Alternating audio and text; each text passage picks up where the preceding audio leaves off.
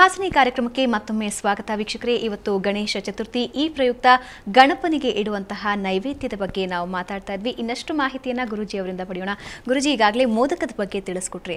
ಅದಾದ ನಂತರ ಇನ್ನು ಏನೆಲ್ಲವನ್ನ ನೈವೇದ್ಯಕ್ಕೆ ಇಡ್ತಾರೆ? ಇನ್ನು ಸಾಮಾನ್ಯವಾಗಿ ಕಡುಬು ಅನ್ನುವಂಥದ್ದು ಗಣಪತಿಗೆ ಕಡುಬು ಕೊಟ್ಟರೆ ಸಾಕು ಅಂತ ಅಲ್ವಾ. ಕಡುಬು ಅಗತ್ಯವಾಗಿ ಬೇಕಾಗಿರ್ತಕ್ಕಂಥದ್ದು ಅಂತ ಕೆಲವೊಂದು ಕಡೆ ಇದೆ. ಕಡುಬನ್ನೇ ತಿಂತಕ್ಕನ್ನು, ಕಡುಬು ಅಂದರೆ ಇಷ್ಟ ಅನ್ನುವಂಥದ್ದು. ಇಲ್ಲಿ ಏನು ವಿಶೇಷ ಅಂದರೆ ಮತ್ತೆ ಆನೆಯನ್ನೇ ನಾವು ಮನಸ್ಸಿನಲ್ಲಿ ತಂದುಕೊಡೋದು. ನೀವು ಆನೆಗೆ ಆಹಾರವನ್ನು ಕೊಡಬೇಕಾದ್ರೆ ಕಡುಬು ಅಂದರೆ ಭಾರಿ ಇಷ್ಟ ಅದಕ್ಕೆ. ಈ ಹುಲ್ಲು ನಿಸರ್ಗದತ್ತವಾಗಿರ್ತಕ್ಕಂಥ ಆಹಾರ, ಇನ್ನು ನಾವು ಮಾಡಿರ್ತಕ್ಕಂಥ ಆಹಾರದಲ್ಲಿ ಕಡುಬು ಅಂದರೆ ಭಾರಿ ಇಷ್ಟವಾದಂಥದ್ದು. ಅದು ಹೇಗೆ, ಅದಕ್ಕೆ ಸಾಮಾನ್ಯವಾಗಿ ಕರಿಗಡುಬು ಅಂತ ಕರಿತಕ್ಕಂಥದ್ದು ನೀವು ಕೇಳಿರ್ಬೋದು. ಕರಿಗಡುಬು ಅಂತಂದರೆ ಕರಿ ಅಂತವನು ಯಾರು? ಆನೆನೇ. ಆನೆಗೆ ಇನ್ನೊಂದು ಹೆಸರು ಕರಿ ಅಂತ. ಕಡುಬೇನು ಕರಿ ಇರಲ್ಲ, ಆನೆಗೆ ಕೊಡಬಹುದಾದಂಥ ಕಡುಬು ಅಂತ ಹೇಳಿ ಇದರೊಳಗೆ ಒಂದು ಮುಡಿ ಅಕ್ಕಿ ಅಂತಂದ್ರೆ 48 ಸೇರು ಅಕ್ಕಿಗೆ ಒಂದು ಮುಡಿ ಕಟ್ಟತಕ್ಕಂಥದ್ದು ಒಂದು ಕ್ರಮ ಇದೆ. ಮುಡಿ ಅಂದರೆ ಹುಲ್ಲಿನಲ್ಲಿ ಕಟ್ಟತಕ್ಕಂಥದ್ದು ಒಂದು ಇದು. ಈ ಅಕ್ಕಿಗೆ 4 ಅಂದರೆ ಒಂದು ಮುಡಿ ಅಕ್ಕಿಗೆ 1/4 ಮುಡಿ ಅಕ್ಕಿ, ಇದು ಅಂದರೆ 12 ಸೇರಿನಷ್ಟು ಉದ್ದು ಮಾಷ. ಒಂದು ಮುಡಿ ಅಕ್ಕಿಗೆ 48 ಸೇರು ಅಕ್ಕಿಗೆ 12 ಸೇರು ಅಕ್ಕಿ, ಇದು 12 ಸೇರು ಉದ್ದು. ಇವುಗಳನ್ನು ಸೇರಿ ರುಬ್ಬಿ ರುಚಿಗೆ ತಕ್ಕಂಥ ಉಪ್ಪು, ಇವುಗಳನ್ನ ಹಲಸಿನ ಎಲೆ, ನಾವು ಹಲಸಿನ ಕಾರ್ಯಕ್ರಮ ಮಾಡ್ಬೇಕಾದ್ರೆ ಒಂದು ಸರ್ತಿ ಹೇಳಿದ್ವಿ ಇದನ್ನು ಹೇಗೆ ಮಾಡಬೇಕಂತ. ಹಲಸಿನ ಎಲೆ ಆಗ್ಬೋದು, ಅಥವಾ ಅರಶಿಣದ ಎಲೆ ಆಗ್ಬೋದು, ಅಥವಾ ಮುಂಡುಕ ಅಂತ ಒಂದು ಬರುತ್ತೆ, ಆ ಮುಂಡುಕದ ಎಲೆ ಆಗ್ಬೋದು, ಇಲ್ಲಾಂತಂದರೆ ಬಾಳೆ ಎಲೆಯನ್ನಾಗ್ಬೋದು. ಯಾವುದು ಸಿಗ್ತಾ ಇಲ್ಲ ಸ್ವಾಮಿ, ನಾವು ಸಿಟಿನಲ್ಲಿ ಇರೋದು ಅಂತಂದರೆ ಇಡ್ಲಿ ತಟ್ಟೆನೂ ಆಗುತ್ತೆ ಕಡೆ ಪಕ್ಷ. ಇವುಗಳಲ್ಲಿ ಇಟ್ಟು ಬೇಯಿಸ್ತಕ್ಕಂಥದ್ದು, ಇದನ್ನು ಕೊಡಬೇಕಾದಂಥದ್ದು. ಇಲ್ಲಿ ಸಾಮಾನ್ಯವಾಗಿ ನಾವೊಂದು ಯೋಚನೆ ಮಾಡಿ ನೋಡಿ, ಗಣಪತಿಗೆ ಸಾಮಾನ್ಯವಾಗಿ ಅಕ್ಕಿಯ ತಿಂಡಿಯನ್ನು ಸಾಮಾನ್ಯವಾಗಿ ಹೆಚ್ಚಿಗೆ ಕೊಡ್ತೀವಿ. ಹೌದು. ಯಾಕೆ ಅಕ್ಕಿ ತಿಂಡಿ? ಅಕ್ಕಿ ಅನ್ನ ಅನ್ನುವಂಥದ್ದು ಪರಬ್ರಹ್ಮ ವಸ್ತು ಅಂತ. ಅನ್ನವೇ ಬ್ರಹ್ಮ. ಅನ್ನವನ್ನು ಯಾವತ್ತೂ ಸಮೇತ ನಾವು ಯಾವತ್ತೂ ಅಲ್ಲಗಣಿಬಾರ್ದು, ತಾತ್ಸಾರದಲ್ಲಿ ನೋಡಬಾರ್ದು, ಅನ್ನವನ್ನು ವೇಸ್ಟ್ ಮಾಡಬಾರ್ದು. ನಾವು ಎಷ್ಟೋ ಜನ ಅನ್ನವನ್ನು ಹಾಗೆ ಚೆಲ್ಬಿಡ್ತೀವಿ. ಚೆಲ್ಲೋದಿದೆಯಲ್ಲ, ಅಷ್ಟು ಅನ್ನ ಆಗಬೇಕಾದ್ರೆ ಅಕ್ಕಿ ಎಷ್ಟಾಗಿರಬೇಕು, ಅಕ್ಕಿ ಆಗಬೇಕಾದ್ರೆ ಅಷ್ಟು ಅಕ್ಕಿಗೆ ಭತ್ತ ಎಷ್ಟಾಗಿರಬೇಕು, ಅದರೊಳಗೆ ಸುಮಾರಷ್ಟು ಭತ್ತ ವೇಸ್ಟ್ ಆಗಿರುತ್ತೆ. ಅಷ್ಟು ಭತ್ತ ಬರಬೇಕಾದ್ರೆ ಎಷ್ಟು ಗದ್ದೆನಲ್ಲಿ ಬೆಳೆದಿರಬೇಕು, ಆ ಬೆಳೆದಿರ್ಬೇಕಾದ್ರೆ ಆ ರೈತ ಎಷ್ಟು ನಿದ್ರೆ ಬಿಟ್ಟಿರಬೇಕು. ಇವನ್ನೆಲ್ಲ ಯೋಚನೆ ಮಾಡಿ ನೋಡಿ. ಅನಾವಶ್ಯಕವಾಗಿ ಅನ್ನವನ್ನು ತೆಗೆದು ಎಲ್ಲೆಲ್ಲೋ ಬಿಸಾಡ್ತೀವಿ. ದುಡ್ಡಿದ್ದಂಥವ್ರು ಅಂತೂ ಅನ್ನ ಏನು ಹೆಚ್ಚು ಅಂದರೆ ಏನು 30 ರೂಪಾಯಿ ಹೋಗ್ಲಿ ಬಿಡು ಅಂತ. ಆದರೆ ಈ 30 ರೂಪಾಯಿ 40 ರೂಪಾಯಿ ಆಗಿರ್ತಕ್ಕಂಥದ್ದು ಇದೆಯಲ್ಲ, ಅದ್ರ ಹಿಂದಿನ ಶ್ರಮ ಎಷ್ಟು, ಅದನ್ನು ಯೋಚನೆ ಮಾಡಬೇಕು. ಇಲ್ಲಿ ಗಣಪತಿಗೆ ಅದನ್ನು ಹೋಲಿಸ್ತಾರೆ. ಏನಂತಂದರೆ ಪರಬ್ರಹ್ಮ ವಸ್ತುವಾಗಿರ್ತಕ್ಕಂಥ ಅನ್ನ, ನಮ್ಗೆ ಅನ್ನವೇ ಜೀವವನ್ನು ಕೊಡ್ತಕ್ಕಂಥದ್ದು. ಅಂತಹ ಅನ್ನಕ್ಕೆ ನೀನು ಅಧಿಪತಿ.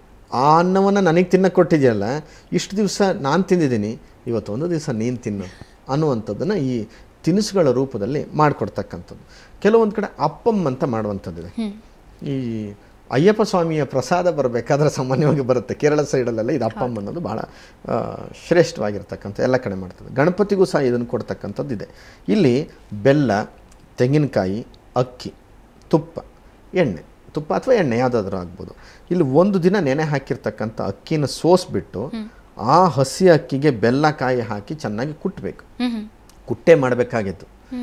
ಈಗೆಲ್ಲ ಮಿಕ್ಸಿ ಅದು ಇದೆಲ್ಲ ಏನಾರು ಬಂದಿದೆ, ನೀರು ಹಾಕೋಂಗಿಲ್ಲ. ಅದೊಂದು ಹದದಲ್ಲಿ ಅದನ್ನು ಉಂಡೆಯನ್ನು ಮಾಡಿ, ಇದು ಹದ ಬಂದ ಮೇಲೆ ಆ ಉಂಡೆ ಕಟ್ಟಿಬಿಟ್ಟು ಎಣ್ಣೆಗೆ ಬಿಡ್ತಕ್ಕಂಥದ್ದು. ಕೆಲವೊಂದು ಕಡೆ ಬಹಳ ಕಠಿಣವಾಗಿರ್ತಕ್ಕಂಥದ್ದು ಇರುತ್ತೆ, ಕೆಲವೊಂದು ಕಡೆ ಸ್ವಲ್ಪ ಮೆತ್ತಗೂ ಆಗ್ತಕ್ಕಂಥದ್ದಿದೆ. ಇದು ಅಲ್ಲದೆ ಇನ್ನು ಲಾಡು ಅಥವಾ ಲಡ್ಡು ಅಂತ ಕರಿತೀವಲ್ಲ ಗಣಪತಿ ಕೈನಲ್ಲಿ, ಕೆಲವೊಂದು ಕಡೆ ನೀವು ನೋಡಿರ್ಬೋದು ಲಡ್ಡುಗಳನ್ನು ಇಟ್ಟಿರ್ತಕ್ಕಂಥದ್ದು ನಾವು ಕಾಣ್ತೀವಿ. ಲಡ್ಡು ಸಹ ಭಾಳಷ್ಟು ಇಷ್ಟ ಅಂತ. ಕೆಲವೊಂದು ಸೊಂಡಲ್ನಲ್ಲೂ ಸಮೇತ ಲಡ್ಡನ್ನು ಇಡ್ತಕ್ಕಂಥದ್ದು ಕೆಲವೊಂದು ಗಣಪತಿಗಳಲ್ಲಿ ನೋಡ್ತೀವಿ. ಈ ಲಡ್ಡು ಇಷ್ಟವಾಗಿರ್ತಕ್ಕಂಥದ್ದು 9 ರೀತಿ ಲಡ್ಡುಗಳಿವೆ ಅಂತೆ. 9 ರೀತಿ? ಹೌದು. ಯಾವುದು? ರವೆ ಲಾಡು ಅಥವಾ ಬೂಂದಿ ಲಾಡು, ಮೋಹನ ಲಾಡು, ಕಡಲೆ ಲಾಡು, ಬೇಸನ್ ಲಾಡು, ನೆಲಗಡಲೆ ಲಾಡು, ತಂಬಿಟ್ಟು, ಎಳ್ಳಿನ ಲಾಡು, ಅವಲಕ್ಕಿ ಲಾಡು.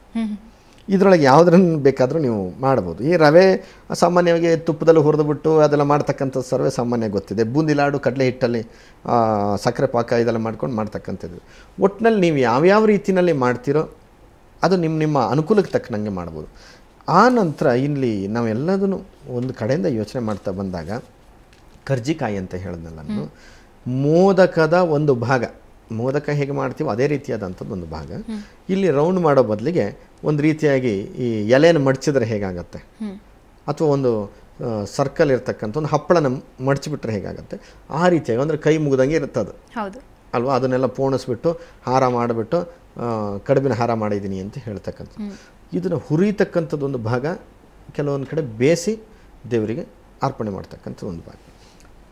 ಒಟ್ಟು ತಾತ್ಪರ್ಯ ಇಷ್ಟೇ, ಭಗವಂತನಿಗೆ ನಾವು ಕೊಡ್ತಕ್ಕಂಥ ಈ ನೈವೇದ್ಯ, ಆ ನೈವೇದ್ಯ ಮಾಡಬೇಕಾದ್ರೆ ಅದರೊಳಗಿರ್ತಕ್ಕಂಥ ಶ್ರದ್ಧೆ, ಯಾರಿಗೆ ನನ್ನ ಗಣಪತಿ ಕೊಡ್ತಾ ಇದ್ದೀನಿ ಅನ್ನುವಂಥ ಭಾವನೆ ಎಲ್ಲ ಈ ಸಂಪೂರ್ಣವಾಗಿ ಪೂಜೆ ಅನ್ನುವಂಥದ್ದು ಇದೆಯಲ್ಲ, ಭಾವನೆಯ ಒಂದು ಭಾಗ ಅದು. ಅಷ್ಟು ಶ್ರದ್ಧೆಯಲ್ಲಿ, ಅಷ್ಟು ಒಂದು ಶುದ್ಧಾಚಾರದಲ್ಲಿ, ಅಷ್ಟೊಂದು ನನ್ನ ದೇವರಿಗೆ ಕೊಟ್ಟು ನಾನು ತಿಂತಿದ್ದೀನಿ ಅನ್ನುವಂಥ ಒಂದು ನಿಷ್ಕಲ್ಮಶವಾಗಿರ್ತಕ್ಕಂಥ ಒಂದು ಪ್ರೀತಿಯೇ ನಿಜವಾದ ಭಕ್ತಿ.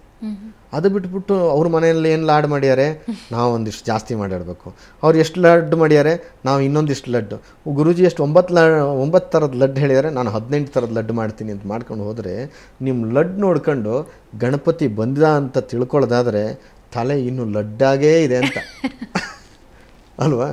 ಯಾವ ಆಡಂಬರಕ್ಕೂ ಭಗವಂತ ಬರೋದಿಲ್ಲ. ನಿಮ್ಮಲ್ಲಿ ನಿಷ್ಕಲ್ಮಶವಾಗಿರತಕ್ಕಂಥ ಪ್ರೀತಿ, ಗಣಪತಿ ನನ್ನ ಮನೆಯಲ್ಲಿ ಇವತ್ತು ಬಂದಿದ್ದಾನೆ, ಆ ಭಗವಂತನ ಜೊತೆನಲ್ಲಿ ಒಂದು ದಿನ ಕಳೆದಿದ್ದೀನಿ, ಆ ಜೀವನದಲ್ಲಿ ಒಂದು ದಿವಸ ಆ ದೇವರ ಜೊತೆಯಲ್ಲಿ ಈ ರೂಪದಲ್ಲಿ ಇದ್ದೀನಿ ಅನ್ನುವಂಥ ನಿಜವಾದ ಭಾವನೆಯೇ ನಿಜವಾದ ಸತ್ಯದ ಅನ್ವೇಷಣೆ. ಆ ಸತ್ಯದ ಅನ್ವೇಷಣವೇ ನಿಜವಾದ ಪ್ರೀತಿ, ಆ ನಿಜವಾದ ಪ್ರೀತಿಯೇ ನಿಜವಾದ ಭಕ್ತಿ. ಆದ ಭಕ್ತಿ ಭಗವಂತನಿಗೆ ಮುಟ್ಟಿತು ಅಂತಂದರೆ ಇವನ ತಪಸ್ಸು ಅಲ್ಲಿ ಸೇರ್ತು ಅಂತ ಅರ್ಥ. ಇದ್ರ ಬಗ್ಗೆ ಇನ್ನಷ್ಟು ನಿಮ್ಮ ಜೊತೆ ಮಾತಾಡ್ತೀನಿ. ಸೊ ವೀಕ್ಷಕರೇ, ಈಗಾಗಲೇ ತಿಳ್ಕೊಂಡ್ರಿ ಏನೆಲ್ಲ ನೈವೇದ್ಯಗಳು ಗಣಪನಿಗೆ ಇಷ್ಟ ಆಗುತ್ತೆ ಅಂತ. ಇದ್ರ ಬಗ್ಗೆ ಇನ್ನಷ್ಟು ಮಾತಾಡೋಣ. ಅದಕ್ಕೂ ಮುಂಚೆ ಒಂದು ಚಿಕ್ಕ ಬ್ರೇಕ್.